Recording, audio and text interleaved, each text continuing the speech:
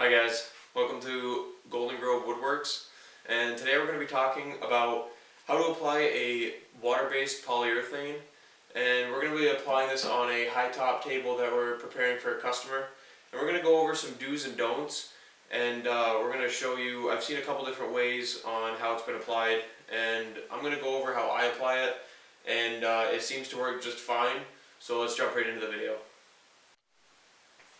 Okay guys, let's jump right into step one. So we're going to take out any of the imperfections on the table and kind of rough the surface just a little bit. And for that we're going to be using this 320 very fine grit sandpaper. You can pick it up pretty much at any of your local hardware stores. And like I said before, this is just going to really take out any of the imperfections. If you had maybe, a little piece of sawdust under there, or you find a little bit of raise in the poly, which you didn't happen to see before. And I mean, overall it's just going to allow for a smoother finish. And you really, when you do this, you're just going to do it very slowly. You're not going to burn it right down to the wood. You're just going to take a little layer off the top, and we'll take a look at what that looks like now. So here we go guys, we're just going to go ahead and start in one of the corners, and then we're just going to kind of very slowly, not a ton of pressure, just until you start to see it a little bit cloud. And at that point, I mean, you're pretty much taking off a little bit of a layer, and you don't want to go crazy fast, because if you go extremely fast on this, it is going to burn it right down. I've taken it down on one table right down to basically the stain, and I was applying 3-4 coats of poly, and it looked like the first coat I applied.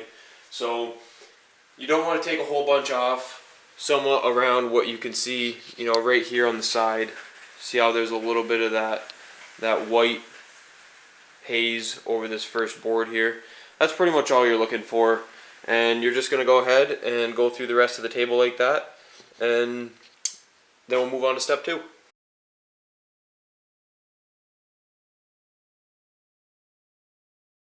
You want to go with the grain. You don't want to go this way across the table. You always want to go with your grain, whichever way your boards are facing. So on these 2x4s on the end, we're going to be running it parallel with it, and then same with the center boards located here.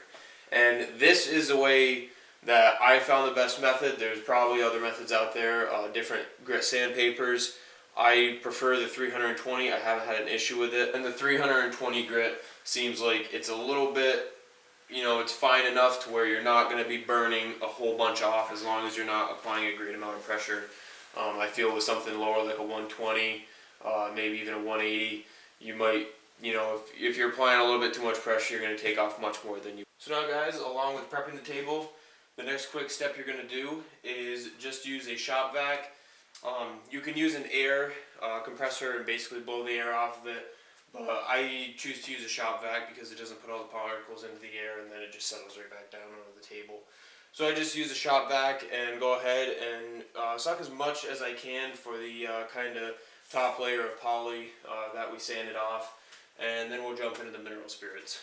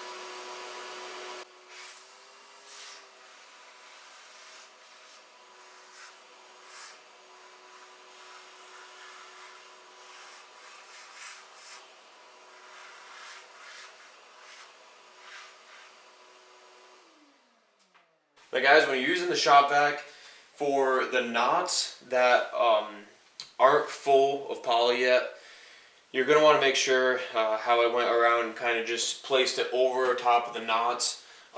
Some of that dust really likes to sit in those knots, so it's great. That's what I love about the shop vac. It just pulls right out of there. And the mineral spirits, when you put it over, it's not necessarily going to get that out of those knots due to, it's not going to go all the way through the board. Therefore, it's great to just pull it out with a shop vac. And I don't have a brush attachment for this shop vac. I will be getting one, but I kind of just cut my hand around the end of the shop vac, such like that, and that's how I just kind of go around the table. I don't rub the surface exactly on the table because if I did that, then obviously it would get some scratches on there. So now we're going to finish the cleaning process by applying a V&P naphtha mineral spirit. I went with a Clean Strip brand. It was what they had at my local store, and they have multiple brands out there. I did a little bit of research. This one seemed to be a pretty good use for what we're trying to do here. So you don't want to use water, mainly because it can discolor your wood. It can split it, crack it, swell it. Not great stuff when you use water, regardless of if you have a coat of poly on it or not. Because you might not have hit all the spots. You might not have hit all the spots. And therefore, if you get a little bit of water in one of the seams, you don't want to take that chance. Mineral spirits, you wipe on. It's a great way to show a little bit of where you're going to have your main highlights of the wood. And then it also it dries very quickly. And let's get to applying it. And also remember, just a side note, this is toxic. Use it in a well-ventilated area or with a mask. And to apply this, I'm just going to use a simple paper towel. You can use rags or paintbrush if you really wanted to, but I basically just splashed a little bit onto it like this. And you basically go ahead and start wherever you want. It's not too important. And you're just going to go ahead and wipe it down. And it's pretty cool to see all of the dust just comes right off of the table.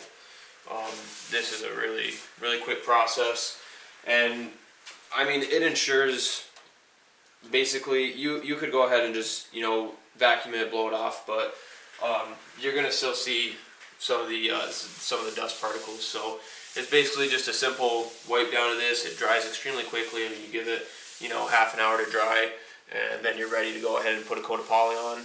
They do recommend to do this between every coat of poly. Which I do. I do the sanding, and then I do the sanding, and then I blow it off or vacuum it, and then I go ahead and put the mineral spirits on. I mean, you're putting a lot of time into these tables or chairs or whatever you're building, and just this little extra step of the quick sanding process, and to go ahead and wipe it down with mineral spirits, it really doesn't take more than 10 minutes. Even for a small table like this, it'll probably take it probably takes about 3 minutes. It's a quick step, and I wouldn't recommend skipping it. So now we're going to move on to step 2, the moment everyone's been waiting for, and we're going to apply the poly. So the poly we're going to be using today is a Minwax 1-coat polyurethane. It says 3 times the protection in 1 coat. It is water-based, as we mentioned before, and we are using softwood here for this tabletop. It is Douglas fir 2x6s and 2x4s, and generally, a lot of videos that I've seen, people are applying a thinner coat and letting it dry and then sanding it down, applying another coat, and they'll apply up to probably 7 coats on a tabletop. The issue I saw that I ran into personally was I would put a coat on and go ahead and sand it, and I'd find out that I was pressing relatively hard, but I was sanding it right down to the stain, and I'd put another coat on the next day and then let it dry, and then it'd go right back down to the stain once I sanded it again. So I put a pretty generous coat of polyurethane on here. I'm not saying to take the whole quart and dump it over top, kind of like epoxy, but I do put a generous coat on it. it is going to show cloudiness over the whole table. It will dry. If you have, say you put a good generous coat on, you wake up the next day and look at the table and it still has some cloudiness to it. Well, let it continue to dry. So I'm just using a Valspar brush, 2.5 inch. You're going to want to use a good brush for your poly, and make sure you don't mix it with your paint brushes. So we're going to go ahead and I'll show you kind of just how you just want to get a good amount of poly on here. And I don't have a specific, way. You can put it on however you really want to. You can go however you want. A lot of people have, they only go one way and then they'll come back one way. But for me, I just put a generous amount on here and I just get a good coating. And then I go ahead, and you just want to end it right at the start where it starts to meet into the next board, and then you can smooth it. And then I go right up to it and then I smooth it out. And if you find little places you missed, it's not a big deal if you overlap onto the board you're going to be going on to next, because you'll smooth that out in the next one. I put a little extra in the knots. I usually generally fill them up pretty much full, because those take pretty much the longest to dry, because you have the most poly in there. But you want to fill those up because you're not going to, if you're using this as a food table, you're not going to want to have, food getting down in there and all that bad stuff. So that's basically kind of the look to it of how cloudy it's going to be. Just wanted to check it there on the camera, make sure the angle's still good. And we'll just go through on this next one. Make sure you get all the edges of the boards. I just ensure that it's covered. I could hit it on the next pass, but I just like to make sure it's covered right now. And keep going forward here. And you can really, I know I keep going back to this, but you can really see how cloudy this is looking. And I'm telling you, I'll show you the dining room table that my girlfriend and I had built, and it looked the identical same way. I put 7 coats of poly on that, and the first 4 coats I basically sanded right off. So with that being said, I kind of was over the point of putting so many coats on that it kind of just got cumbersome, and I wasn't really showing a bunch of results on it. Hardwood, on the other hand, I believe holds, I haven't done a hardwood table yet, so don't quote me, but I believe it holds the poly a little bit better than this softwood. It doesn't necessarily probably soak in as much. Therefore, when you put the next coat on, it's gonna stay. When you sand it, whatever the first coat, it's gonna be a little bit more on top of it. It's not gonna soak in so much. So I'm gonna go ahead and I'm gonna finish up this table, and then I'll show you kind of an overview of what it's gonna look like afterward.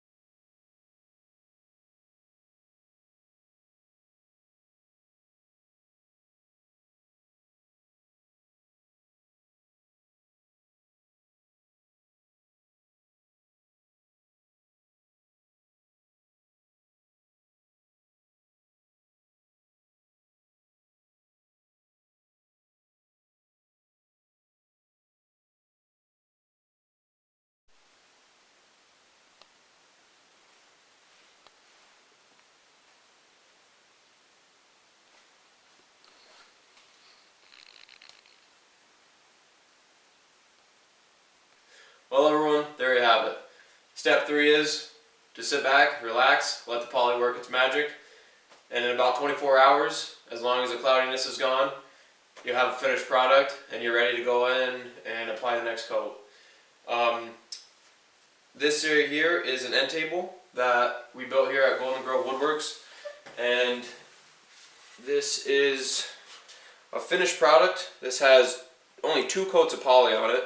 You can see all the cloudiness is gone, It's got a nice reflection onto it, and some people, not everyone, isn't the hugest fan of the water-based finish. In the polyurethane, they say it leaves a little bit too clear, almost like a plasticky look over the table. I'm quite the fan of it. It's worked really good. We did a 6 foot by 3 foot dining room table in it. We're going to do another one of these end tables, and we're doing, for our first customer, a high top table. So, if you guys like this video, like and subscribe. And until next time, we might jump into building one of the blanket holders, or maybe a little entryway shoe rack. And if there's anything that you would like to see in particular, then shoot us down in the comments and let us know what you'd like to see on the channel. Alright, until next time.